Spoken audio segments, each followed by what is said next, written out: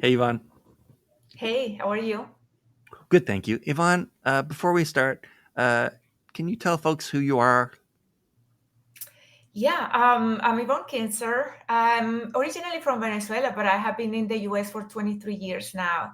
And I Mhm. have been, during that time, going back and forth between advertising agencies, global advertising agencies like McCann Erickson, for example, to the brands. I have worked for 500 Fortune companies like American Airlines and small startup, technology startups. My last decade almost, I spent it as the head of marketing for avocados from Mexico. And then 12 months ago, I just started my own practice, marketing practice, and I'm now a fractional CMO. All right. So, what is a fractional CMO? It's a CMO, but you give a fraction of your time to different companies and they give you a fraction of the salary. And so among all of Okay. them, give you a CMO salary, but and among all of them, you have a full-time job. So that's a very easy way to Okay. put it. That is very succinct. All right. So let's jump in. Uh, okay. Hypothetical. You just started a brand new client, new everything, brand new 1 year fractional CMO engagement. Okay. Today's day one. What do you normally do, or what do you normally look for? What problems do you normally see in the first 3 months, in the first 90 days of a brand new engagement with a new client? That's still with me? That's for Mm-hmm. me? Okay. Yes, And then I'm you gonna know, bo- then I'm gonna ask Hannah. okay. It's not different than a full-time job, any job that you have, and it's a different Hmm. approach. Every person may have a different approach. I concentrate the first days or weeks in understanding how decisions are made in that particular company and the corporate culture. That's very, very important when you are going to lead a team, and just being a CMO or a fractional CMO is understanding the decision making culture, who is who, what is the role. And I'm not talking about traditional roles like a VP of this or VP of that or director. I'm talking about the roles that are unspoken within the culture, who has influence where. And then after learning the people and the culture is learning the business, or you can do that simultaneously. Everything about the business before you even have a thought about what you're going to do is very, very important to understand everything around the context and the business itself. And then you can start forming your own criteria and opinions. The strategies are coming together in your mind, what you could do to help that company grow. Right. Okay. And okay, so let me switch to Hannah then. Hannah, hi. Hi. Hannah. So Hannah, can you tell people a little bit about you, and then what you normally like do or seek out in the first 90 days of a new engagement? Yeah, sure. So I'm Hannah Rowe. I'm a fractional CMO. I'm based across the UK and the US, having recently launched a UK brand into the US market. I mainly work with consumer lifestyle brands. I help them build their brand awareness and put their key marketing metrics and their omnichannel infrastructure in place. I've pretty much always Mhm. been in this field, even early in my career. Before I went out on my own, I worked for Casio, Huawei, and other brands that people usually recognize. So, in the first 90 days, when I go into a business, in my experience, I'm normally brought in when a brand wants to get to the next level, increase their revenue, customers, or they have a specific block, a business challenge, or even a product that they need to take to market. So they need a GTM strategy. Um, Mhm. some problems I often see are kind of like high performance marketing costs, unable to retain their customers, low brand awareness. So what I would do is come in and set a strategy, and I kind of look at, I guess, three key things in the first 90 days. Really importantly, understanding the data I'm working with, and set realistic targets based on the industry you're in, and also really prioritizing those metrics. I think it's very easy, to kind of want everything to be going in the right way, but actually really prioritizing the building blocks of those metrics, because one will lead to the other. High performance marketing costs often is because your brand awareness might be low, etc. And I think also another thing is looking at the budget and the resources that are available and just being realistic and then kind of working back from that. So doing a bit of an audit of kind of how the budget is being split across different channels. And if there is any other marketing in place, there might not be anything in place. So really looking at the resources there, whether it's internally or agency, and kind of seeing what might be possible to kind of really build out that strategy. Okay, so let's talk about busy 90 days. All right, so let's talk about that for a second. Imagine I'm the CEO at the client. Okay, I had to convince somebody, even if it was just myself, to allocate, and budget out that spend to have a fractional CMO come in for a year. Right? How am I going to get maximum value out of that CMO? Sorry, go ahead. Yeah, go ahead, Anna. Okay.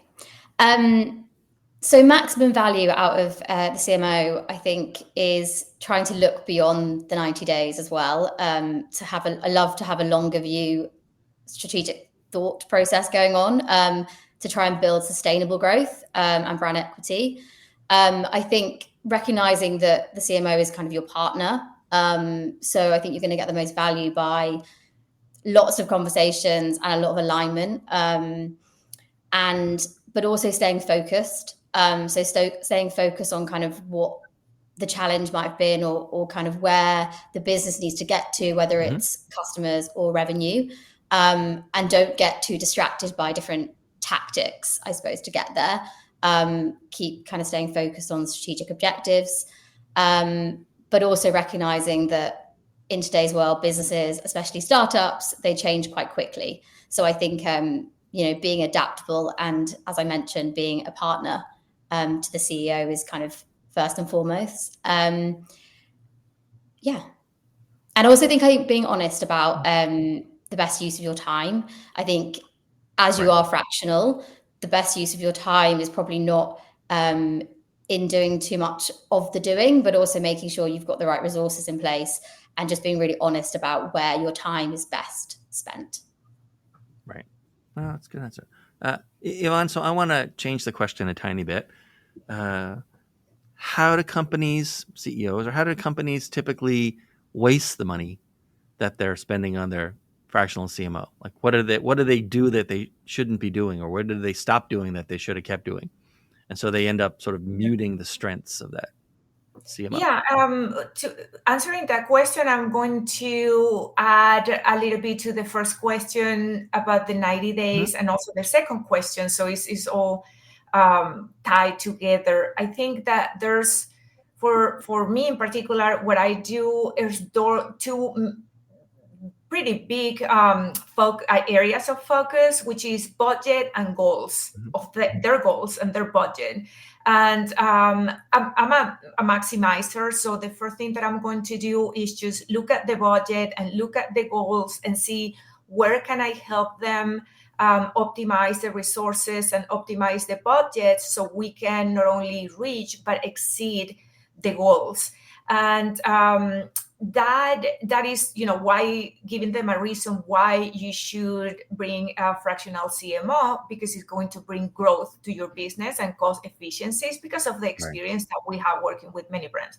Now, how they waste or what they do and shouldn't do, I think that before bringing a fractional CMO in, they have to first have very, very clear goals. So when we ask, what are your goals, they can articulate those goals very, very clear, in a very clear way. So we can, and be very also informative with the resources that they have, that the CMO can take and accomplish those and help them accomplish those goals. I think that the lack of clarity is just going to lead to time wasted, and time in in any industry is a big barrier for growth. I think the more clarity they have, the faster they are going to see the results. I also think that if you're bringing someone externally, you have to be prepared if the relationship is not directly with the CEO, which is typically is, but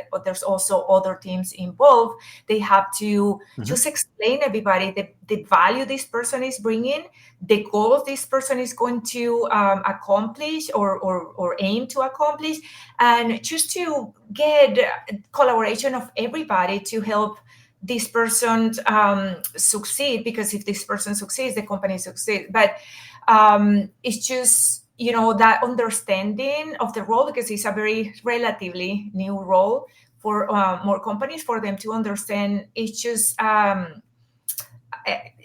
this role is coming to help the entire company, including the marketing teams. Okay. Hey, Ivonne, so speaking of the marketing team, in the first 90 days or so, like what, if anything, changes for the marketing team, the staffers that are already in place, the junior folks, the mid-level folks, right? What changes for them in the first 3 months when a fractional CMO starts? Well, the first is a new person leading them, and it's very non-traditional. So it's a little bit of a cultural shock, and I'm not saying this in a negative way, but it's like, doesn't matter how good they embrace this new person or what they bring to the table, is still a little bit of a shock, because it's a new person. It's like a transplant, right? And so that's the first thing. And just getting, be open to be led by a new person that was not part of the organization last week. I think that's one, it's a little bit of a challenge for everybody. And I think it's the responsibility of the CMO or fractional CMO, makes everybody feels comfortable and understand that we are here to help the company and the teams. Mm-hmm. And Hannah, what do you think? Like, how is the marketing team, the marketing staffers, how are they like different or better even after the first 90 days, if at all? How are they different, at least after the first 90 days of, in all likelihood, they may have had management in marketing before, but not actual C-level leadership before in marketing, right? So like, how are they better off at the end of that, let's say, first 3 months? So the team are better off because often what I find is I go into a business and there's a lot happening, lots of busy work, overworked team sometimes, because they're just struggling to kind of prioritize, because they're probably junior members maybe, that just haven't, they need guidance. And I think they often don't have that because they might be going directly to a CEO that hasn't got time for them. And so I think what I would come in and kind of support a team with is setting the processes and making the alignment, and also prioritization. So I think to really make sure, we're going after the right metrics, and the right channels are actually working for the brand or the business. So they'll be better off because they'll also be able to kind of manage up a bit better as well. I think there's often a lack of that, being able to manage up to kind of a CEO. So the fractional CMO is that perfect buffer, I suppose, as well, to kind of put the right processes in place and to support the team, but also support the CEO. Can I add something to that? No. So one thing that I have seen is that there's teams that are with very, very smart people doing an amazing job, but the efforts are disconnected. And what that happens is that no matter how much effort and hard work they put towards one direction, when the efforts are disconnected, the company doesn't see the results. So what a CMO comes to do is just integrating everyone with a unique vision. So every effort of every single person goes in the direction of the company's goals.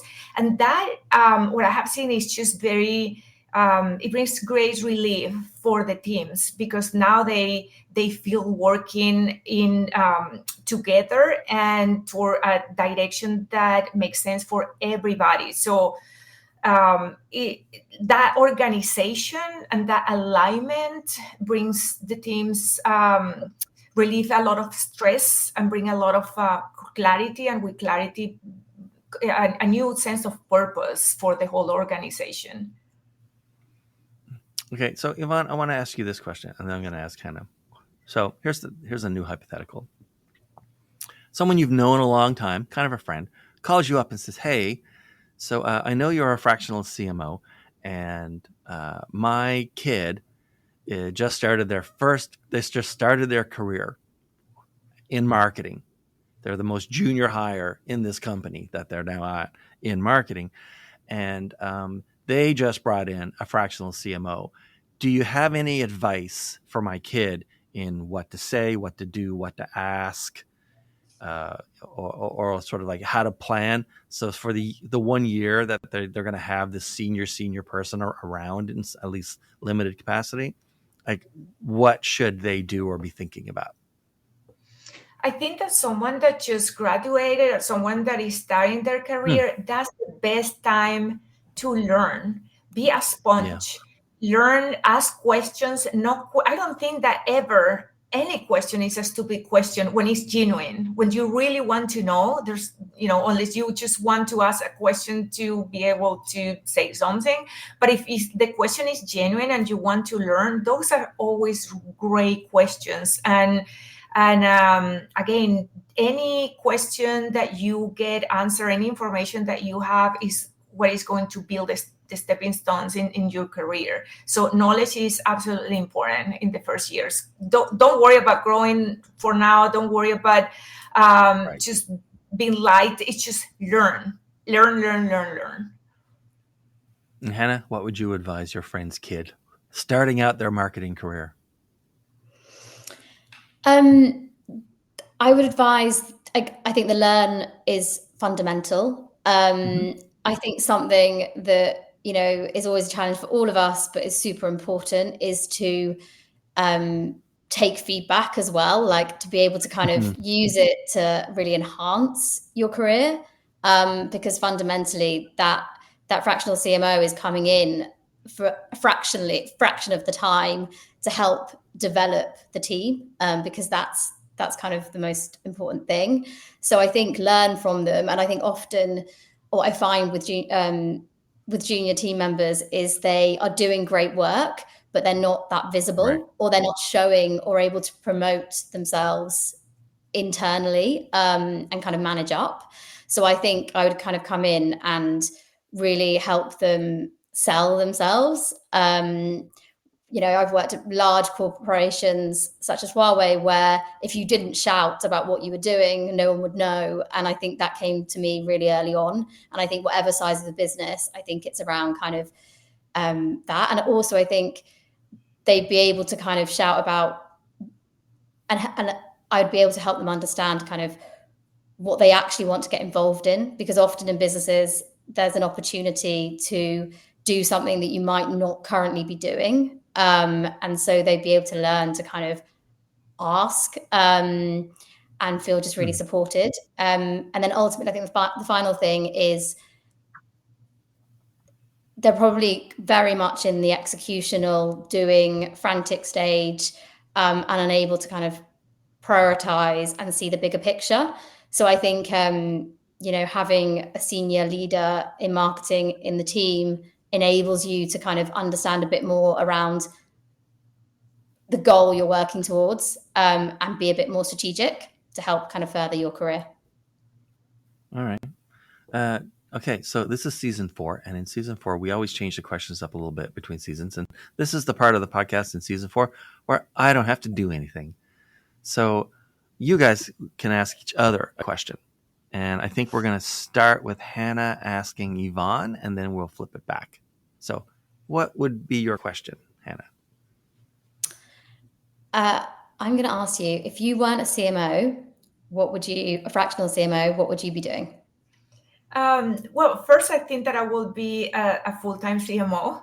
But I think I will definitely be in marketing. Marketing today has so many different specialties that I will pick any of those. I love content creation, storytelling, branding. Digital marketing is in my core. I'm doing digital marketing since 2002.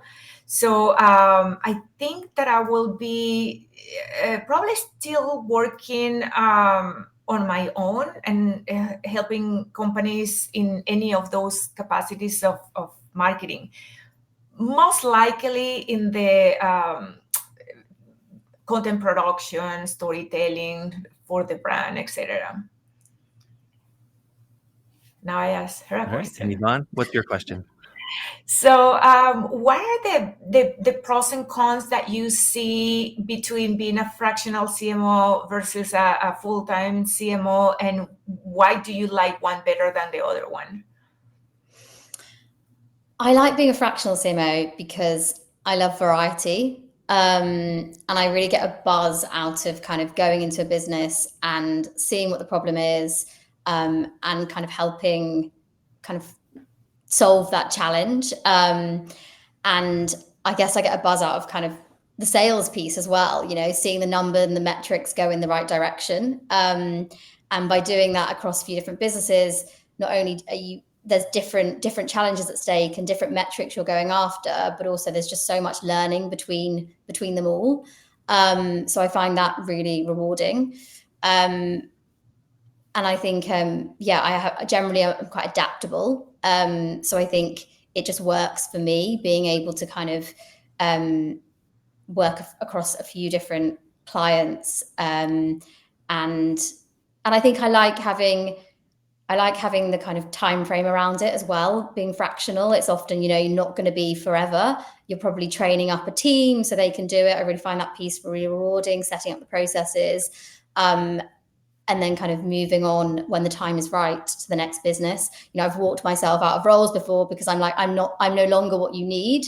I've given you what you need, or you need this specialism because this is what I've identified in the strategy, an influencer expert or a manager, which is no longer going to be me.